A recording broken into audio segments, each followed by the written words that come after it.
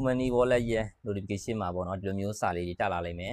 ပရိုမီများကလည်းကျွန်တော်တို့ဘာကြောင့်တက်လာလဲပေါ့နော်ဘာကိုပြောချင်တာလဲဆိုပြီးတော့လာမေးတဲ့သူတွေရှိတယ်အဲ့တော့ကျွန်တော်အားလုံးသိအောင်လို့ဗီဒီယိုလေးနဲ့ကျွန်တော်အသေးစိတ်လေးရှင်းပြပေးမယ်ဒီဗီဒီယိုလေးကိုစောင့်အောင်ကြည့်ပေးတော့ပါဒါ Too Many သုံးနေတဲ့သူတွေဆိုလို့ရှိရင်မဖြစ်မနေသိထားတဲ့နေပေါ့နော်မဟုတ်လို့ရှိရင်ကျွန်တော်တို့အခက်အခဲလေးတွေကြုံတွေ့ရနိုင်ပါတယ်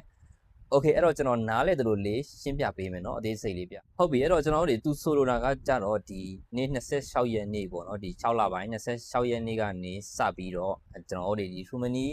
Wallet ကို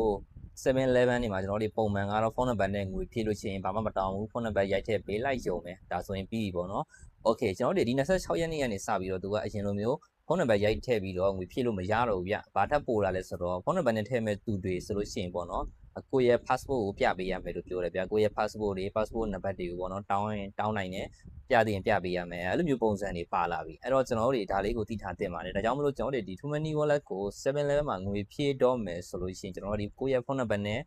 ဖြည့်မယ်ဆိုလို့ရှိရင်တော့ကျွန်တော်တို့ဒီကိုယ့်ရဲ့ passport တွေယူသွားတာမျိုးတွေ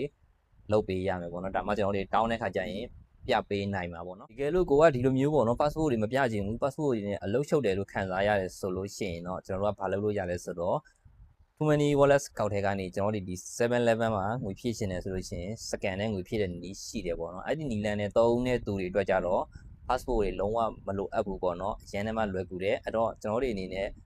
ဖုန်းနံပါတ်နဲ့မဖြည့်တော့ဘဲနဲ့ကျွန်တော်တို့ QR code နဲ့ဖြည့်ပေါ့နော် scan နဲ့ barcode လေးပြပြီးတော့ဒီလိုမျိုးပေါ့နော် barcode လေးပြပြီးတော့ငွေဖြည့်လိုက်ပါဒါဆိုရင်တော့ကျွန်တော်တို့လုံးဝ easy ဖြစ်သွားပြီပေါ့နော်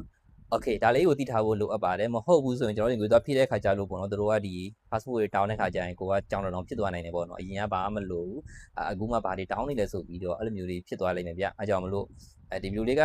အားလုံးနားလည်လိမ့်မယ်လို့ကျွန်တော်ညွှန်လင်းပါတယ်ကြိုးရှိတယ်ဆိုရင်ရှားသူတွေကိုလည်းပြန်လည်မျှဝေပေးပါ Too Many Wallet သုံးနေတဲ့သူတွေကထိုင်းနိုင်ငံမှာလူကြီးအများကြီးရှိနေပါပြီဆိုတော့အားလုံးတို့ကြိုးရှိနေမယ်လို့ကျွန်တော်ညွှန်လင်းပါတယ်နောက် Too Many နဲ့ပတ်သက်ပြီးပေါ့နော်သိချင်တဲ့အကြောင်းအရာတွေရှိတယ်ဆိုလို့ရှိရင်လည်းကျွန်တော်ဒီဗီဒီယိုရဲ့ comment မှာမေးလာလို့ရပါတယ်